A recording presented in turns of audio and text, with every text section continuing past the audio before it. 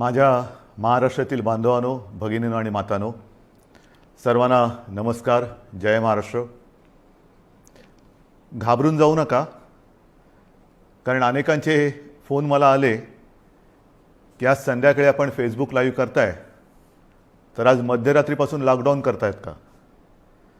प्रथम मी काय बोलतो आहे ते जरा नीट समजून घ्या. मी आपल्याला घाबरवण्यासाठी आलेलो नाही आहे, तर आजची एकूण परिस्थिती काय आहे आणि या परिस्थितीतून आपल्याला सर्वांना मार्ग कसा काढायचा आहे, मार्ग काढण्यासाठी म्हणून मी आज आपल्याशी संवाद साधतोय. सर्वांना या गोष्टीची कल्पना आहे की आता जवळपास 1 वर्ष झालं आपण एका विचित्र विषाणूबरोबर लढतो आहोत. आणि याही गोष्टीची आठवण आपल्याला असेल की हेच ते दिवस होते मार्च महिन्यामध्ये पहिला प्रथम कोविडने आपल्या महाराष्ट्रामध्ये शिरकाव केला आणि हा म्हणता एखाद्या मायावी राक्षसासारखा त्यांनी महाराष्ट्रच नव्हे तर देश व्यापून टाकला. मधल्या काळामध्ये आपण सर्वजण मिळून या व्हायरसला रोखण्यामध्ये नक्कीच यशस्वी झालो होतो, नक्कीच झालो होतो, त्याच्याबद्दल काही वादच नाही आहे. पण हे युद्ध आपण सगळ्यांनी मिळून एकत्र हातात हात घालून लढलो म्हणून ती परिस्थिती निर्माण झाली होती. साधारणतः कालच्या जानेवारी-फेब्रुवारीपर्यंत आपल्याला असं वाटत होतं की आता झालं, संपलं. ये कोरोना कोरोना क्या है, क्या चीज़ है कोरोना, कोविड क्या है. विशेष म्हणजे गेल्याही वर्षी अर्थसंकल्पीय अधिवेशन होतं, याही वर्षी तोच काळ आला, मार्च. अर्थसंकल्पीय अधिवेशन नुकतंच गेल्या महिन्यात पार पाडलं आणि आपल्याला सर्वांना कल्पना आहे की लॉकडाऊनच्या पार्श्वभूमीवरती आर्थिक परिस्थिती ही संपूर्ण जगाचीच दोलायमान झालेली आहे. आणि त्या परिस्थितीचा विचार करून महाराष्ट्र पुढे नेण्यासाठी एक अत्यंत चांगला अर्थसंकल्प आपल्या माननीय उपमुख्यमंत्र्यांनी, अर्थमंत्र्यांनी, अजितदादांनी मांडला. आपल्या सरकारचा तो अर्थसंकल्प महाराष्ट्र पुढे नेणारा, संकटातही महाराष्ट्र थांबला नाही, थांबणार नाही हे करून दाखवणारा तो अर्थसंकल्प आपण मांडला. आणि त्याच्यानंतर जे जे काय झालं, म्हणजे काल परवाकडे होळी, धुलीवंदन सगळं पार पडलं, पण तिथपासूनच आपल्या राज्यात शिमग्याला सुरुवात झाली. असो, त्या शिमग्याबद्दल मी काय बोलणार नाही, त्यालासुद्धा मी जेव्हा उत्तर द्यायचं तेव्हा मी जरूर देईन. तो विषय आजचा नाही आहे. आजचा विषय आहे तो कोरोनाची परिस्थिती ही नेमकी काय, आपण काय करणार आहोत.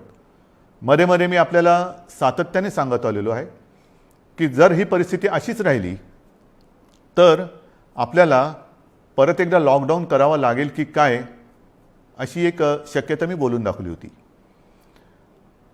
ही शक्यता आजही पूर्णपणे टळलेली नाही आहे.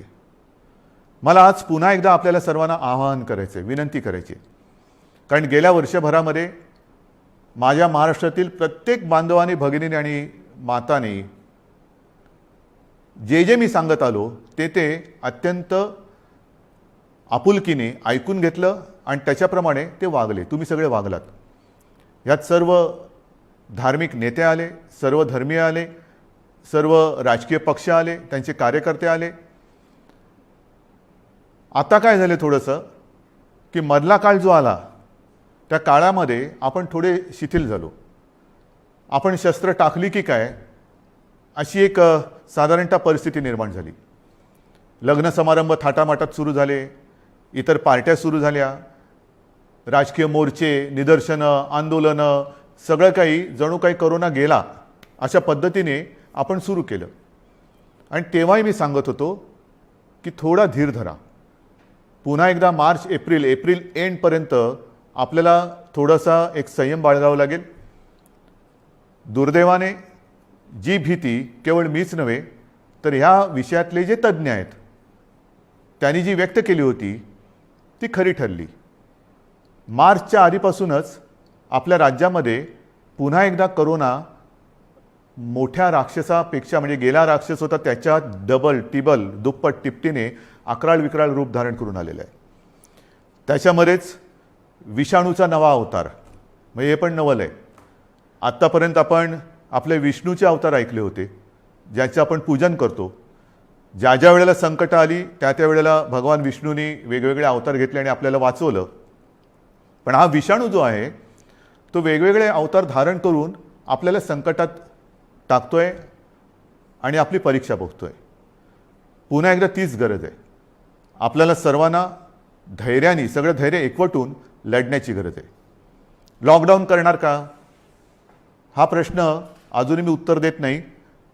पण साधारणतः आत्ताची परिस्थिती काय आहे ह्याची कल्पना आपल्याला देण्याची मला पुन्हा एकदा गरज वाटते. जेव्हा ही परिस्थिती निर्माण झाली, किंबहुना कोविडची साथ सुरू झाली, आपल्याला पूर्ण माहिती आहे आपल्या राज्यामध्ये फक्त 2च ह्या विषाणूंची चाचणी जिथे होऊ शकते अशा प्रयोगशाळा होत्या. एक मुंबईमध्ये कस्तुरबा आणि दुसरी पुण्याला NIVची. आज त्या 2च्या जवळपास आपण 500 पर्यंत चाचण्या करणाऱ्या संस्था किंबहुना लॅब्स तयार केलेल्या आहेत. मुंबईमध्ये सुद्धा आपण दर दिवशी साधारणतः 50,000 चाचण्या आज करतो आहोत.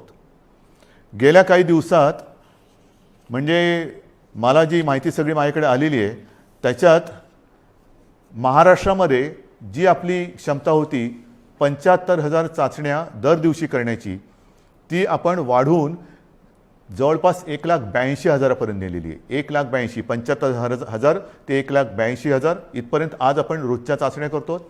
येत्या काही दिवसात ही संख्या आपल्याला 2.5 लाखावर न्यायची आहे. 2.5 लाख चाचण्या दर दिवशी महाराष्ट्रामध्ये लवकरात लवकर आपण करणार आहोत. आणि याही चाचण्या ते रॅपिड अँटीजेननी नाही, तर त्याचं जे प्रमाण आहे, केंद्राची जी काय मार्गदर्शक तत्व आहेत की साधारणतः 70% चाचण्या ह्या RT-PCR ह्या पद्धतीने झाल्या पाहिजेत. आता माझ्यापेक्षा सर्वांनाच माहिती झालेलं नेमकं RT-PCR म्हणजे काय, रॅट म्हणजे रॅपिड अँटीजेन टेस्ट म्हणजे काय. RT-PCRमध्ये अचूकताही अधिक असते, अधिक चांगली असते. म्हणून आपलाही आणि केंद्राचाही आग्रह तोच आहे की जेवढ्या चाचण्या आपण करतो त्याच्यात किमान 70% चाचण्या ह्या RT-PCR असायलाच पाहिजेत. आणि त्याच पद्धतीने आपला महाराष्ट्र जेव्हा 75,000च्या आसपास चाचण्या करत होता त्याही वेळा तेव्हा त्याच टक्क्यात RT-PCR करत होता. आज जवळपास 1,82,000 करतोय, त्याच्यातही 70% RT-PCR आहेत. उद्या 2.5 लाख झाल्यानंतर, 3 लाख झाल्यानंतर सुद्धा आपण ह्या चाचण्या RT-PCRच अधिक ठेवणार आहोत. म्हणजेच काय की आपण कुठेही दर्जाची तडजोड करत नाही आहोत, अजिबात करत नाही आहोत आणि करणार नाही. एक तर पहिली गोष्ट अशी आहे की काहीही आपण लपवत नाही आणि लपवणार नाही. एक सुद्धा रुग्ण आपण लपवलेला नाही आणि लपवत नाही आहे. आणि म्हणून जी महाराष्ट्रातली जी परिस्थिती आहे ती सगळ्यांना जरी धक्कादायक वाटत असली तरी आपण सत्य काय आहे हे लोकांसमोर अगदी जसंच्या तसं ठेवतो आहोत. मग काही जण मला म्हणतात की इतर राज्यांमध्ये बघा, बिहारमध्ये निवडणुका झाल्या, बंगालमध्ये चालू आहेत, आणखीन इकडे झालं, आणखीन तिकडे झालं, मग तिकडे वाढ नाही, तुमच्याकडे का. मला त्याच्याबद्दल बोलायचं नाही आहे, अजिबात बोलायचं नाही आहे. मला माझा महाराष्ट्र प्यारा आहे, मला माझी जनता ही प्यारी आहे.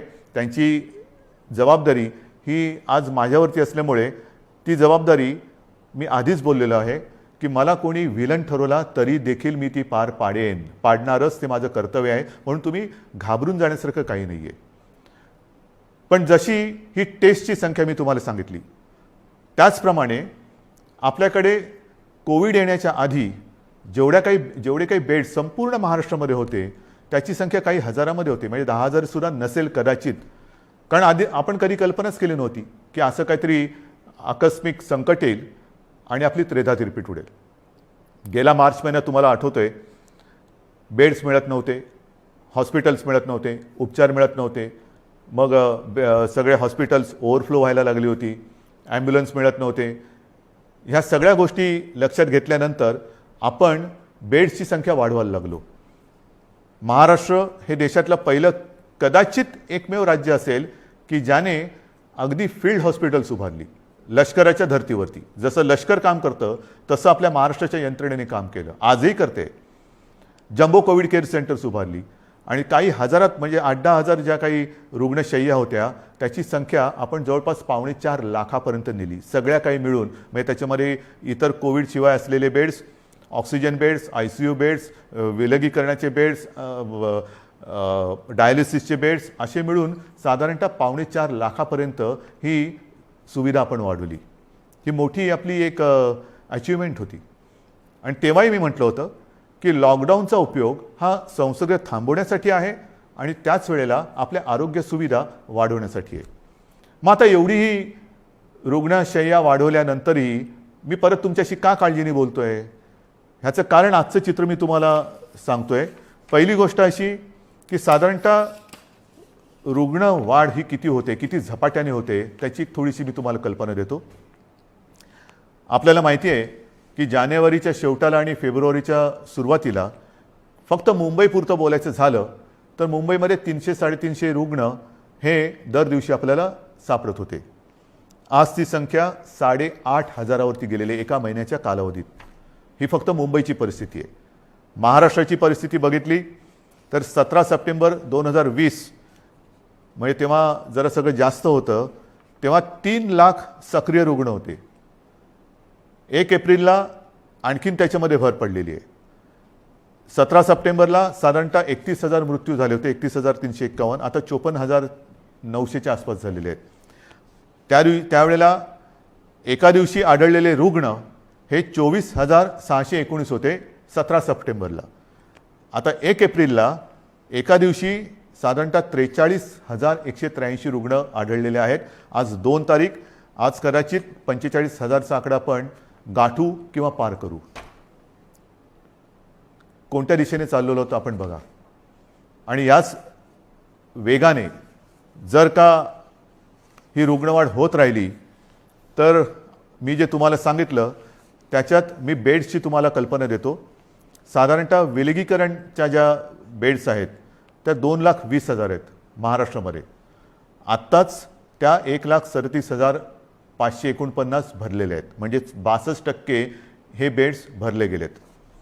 ICUचे बेड्स हे 20,519 आहेत, ते जवळपास 48% आज भरलेले आहेत. ऑक्सिजनचे बेड्स आहेत ते सुद्धा 62,000च्या आसपास आहेत, ते 25%च्या आसपास आज भरलेले आहेत.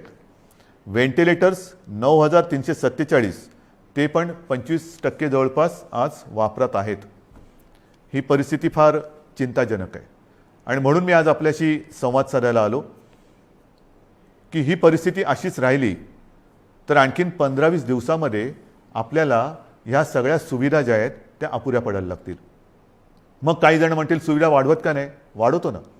मी आदेश दिलेले आहेत की जिथे जिथे आवश्यक आहे आवश्यकतेनुसार या सुविधा वाढवा. पण सुविधा वाढवणं म्हणजे काय करणं? बेड्स वाढवणं आलं, व्हेंटिलेटर्स मिळतील, ऑक्सिजनचा साठासुद्धा आज आपल्याकडे फार मर्यादित आहे, तोही वाढवण्याचा आपला प्रयत्न सुरू आहे. औषधांचा साठा आपण घेऊ शकतो.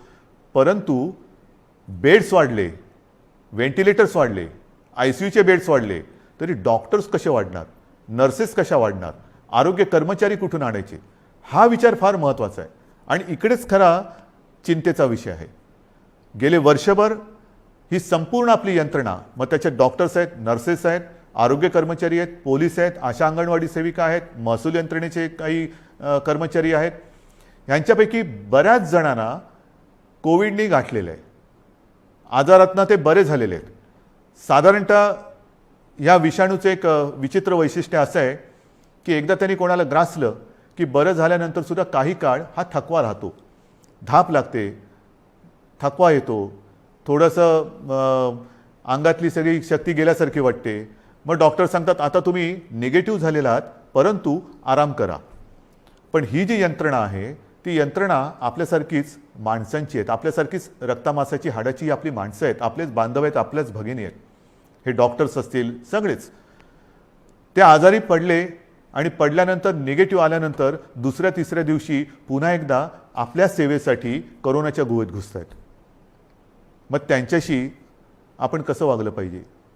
आज सुद्धा आपण जी काय आपली यंत्रणा राबते आपल्यासाठी, टेस्टिंग आहे, टेस्टिंग वाढवतोय. पण टेस्टिंग करण्यासाठी घराघरात जाऊन आपल्याच भगिनी आहेत, आपलेच बांधव आहेत, 2-2, 4-4, 5-5 माळ्याच्या इमारती असतील, लिफ्ट नसेल तरी सुद्धा ते चढ उतार करतात, रोज न थकता. म्हणजे थकले तरी थांबत नाही आहेत.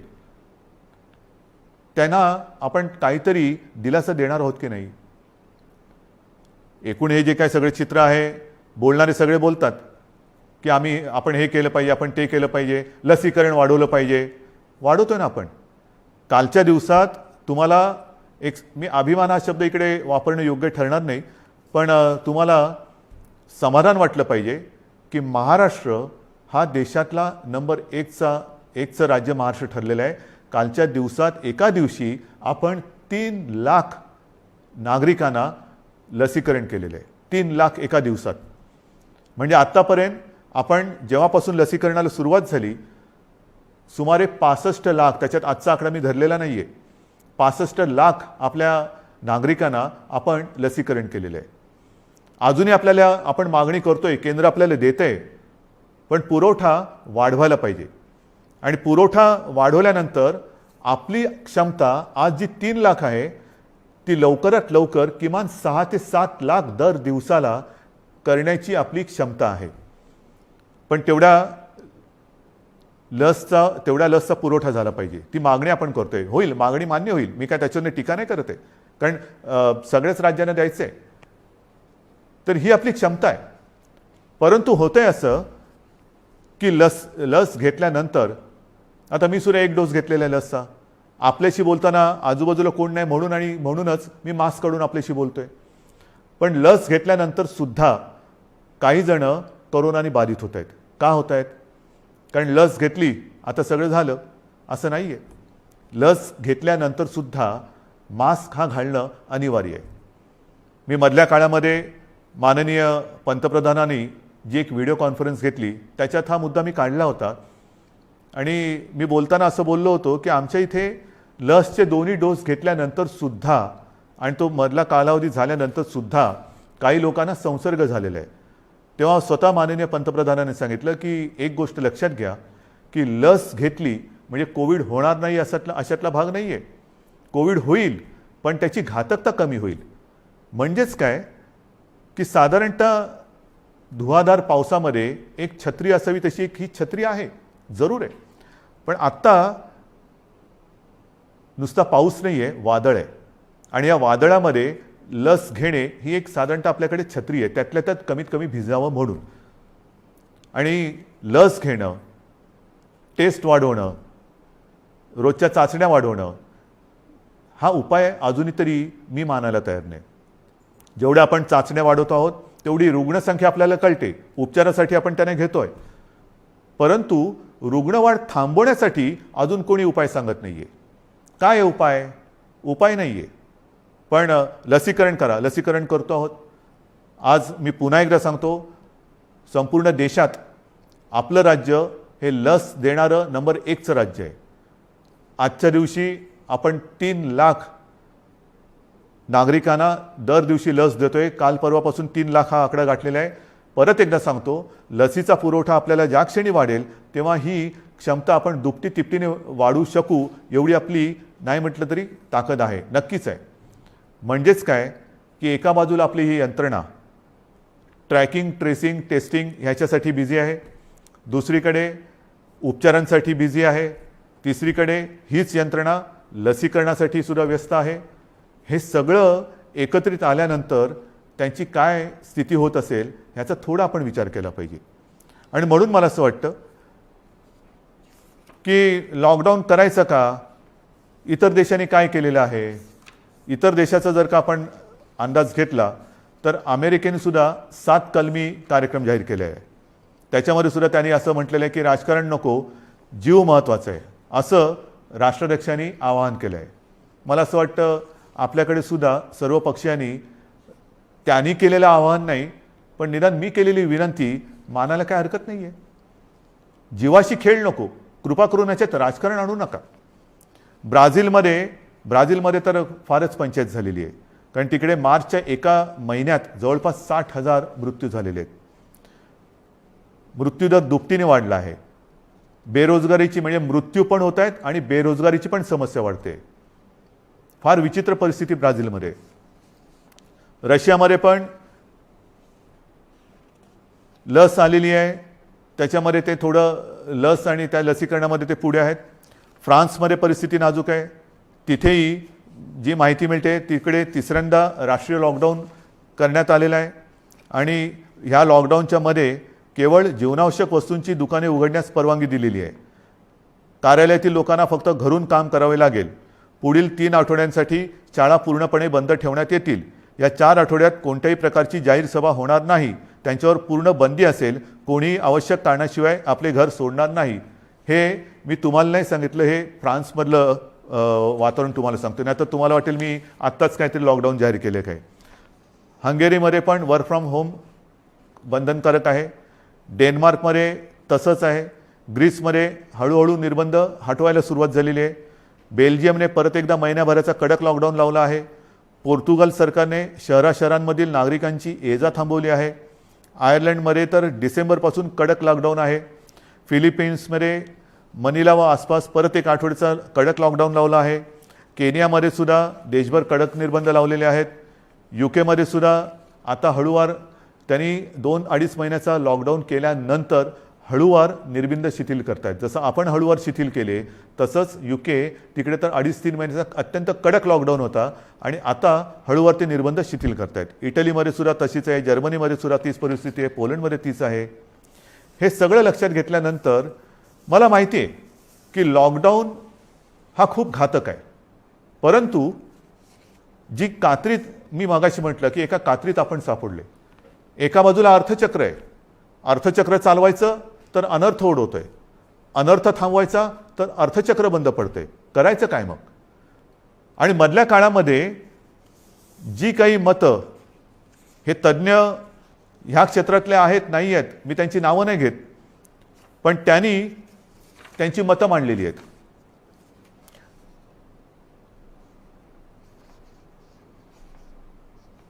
सर्वसामान्यांना त्रास होईल अशी लॉकडाऊनची भूमिका, मी पक्षाचं नाव घेत नाही कारण मला राजकारण आणायचं नाही, आम्ही खपवून घेणार नाही. तुम्हाला आलेला झटका म्हणजे नियम नको. महाराष्ट्रामध्ये कोरोनाचं नाटक पुन्हा सुरू झालेलं आहे. कोरोनाच्या संसर्गाला लॉकडाऊन हा पर्याय नाही. आम्ही लॉकडाऊनला जोरदार विरोध करू, रस्त्यावरती उतरू. हिटलरसारखं वागू नका. सर्वसामान्य जनतेला लॉकडाऊन परवडणारा नाही. जनता आधीच लॉकडाऊनला कंटाळली आहे. त्यामुळे राज्यात लॉकडाऊन लावणे हा पर्याय नव्हे. लॉकडाऊन हा अंतिम पर्याय होऊ शकत नाही. लॉकडाऊन लावायचं असेल तर आधी रोजगाराचे पैसे 5,000 रुपये का काय ते थेट खात्यात जमा करा. एका उद्योगपतीने सांगितले की लॉकडाऊन लावण्याच्या ऐवजी आरोग्य सुविधा वाढवा. आता आरोग्य सुविधा मी तुम्हाला सांगितली काय परिस्थिती आहे. गेल्या वर्षभरात आपण एवढी आरोग्य सुविधा वाढवली, अजूनही वाढवतो आहे.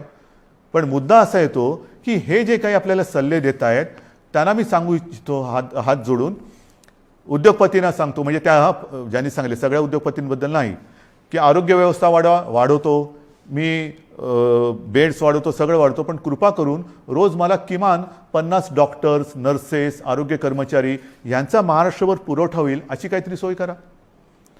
कारण नुसतं फर्निचरचं दुकान म्हणजे आरोग्य सुविधा नाही आहेत. त्याच्यामध्ये व्हेंटिलेटर आल्यानंतर व्हेंटिलेटर वापरणारे सुद्धा तज्ज्ञ लागतात. ऑक्सिजन किती द्यायचा, किती प्रमाणात द्यायचा याच्यासाठी सुद्धा त्या विषयातला तज्ज्ञ लागतो. अगदी रेमडेसिवीर द्यायचं झालं तर ते कसं दिलं पाहिजे ते समजणारा डॉक्टर लागतो. हे तज्ज्ञ लोक आणि डॉक्टर्स ही कुठून आणायची. आणि ही परिस्थिती जर का बघितली तर मला तुमच्याकडनं हीच अपेक्षा आहे. जे सांगतायत की लॉकडाऊन केला तर आम्ही रस्त्यावरती उतरू, माझं म्हणणे जरूर उतरा, उतरलंच पाहिजे. पण ते लॉकडाऊनच्या विरोधात नाही, तर लॉकडाऊन होऊ नये म्हणून कोरोनाच्या विरुद्ध तुम्ही उतरा. या डॉक्टर्सना मदत करायला तुम्ही रस्त्यावरती उतरा. ज्या कुटुंबांमध्ये करते करविते ज्यांचा मृत्यू झालेला आहे त्या कुटुंबियांची जबाबदारी घेण्यासाठी रस्त्यावरती उतरा. ज्या कुटुंबांमध्ये सगळेच्या सगळे कोरोना बाधित झालेले आहेत त्यांची सेवा करण्यासाठी रस्त्यावरती उतरा. टेस्ट जी आपल्या या यंत्रणे जी करते आहे ट्रॅकिंग ट्रेसिंग त्यांना मदत करायला म्हणून रस्त्यावरती उतरा. नुसतं बोलायला ठीक आहे अमुक केलं तर आम्ही रस्त्यावरती उतरू, माझं म्हणणं तर उतराच, रस्त्यावरती उतरा. कारण आता आपल्याला ही लढाई तशीच लढावी लागणार आहे. हातात हात घालून ही लढाई लढावी लागणार आहे. अनेक ठिकाणी मी बघतोय सभा समारंभांना तुडुंब गर्दी होते, बाजारपेठा फुलून गेलेल्या आहेत. थोडंसं धीर धरा. अनेक जणांना असं वाटतंय मास्क का लावतोय तू. अरे मास्क न लावण्यामध्ये शौर्य काय शौर्य आहे. मी मास्क वगैरे वापरत नाही, मी मास्क वापरणार नाही. काय शूर आहेस? मास्क न वापरणं ह्याच्यात शूरता नाही आणि मास्क लावणं त्याला लावायला लाजायची गरज नाही आहे. परत एकदा सांगतो की वॅक्सिन घेतल्यानंतर सुद्धा मास्क हा लावायलाच पाहिजे, अंतर ठेवलंच पाहिजे, हात धुत राहिलंच पाहिजे. आणि म्हणून काही कडक निर्बंध येत्या काही दिवसात आपल्याला लावावे लागतील. ते उद्या परवाकडे मी जाहीर करेन.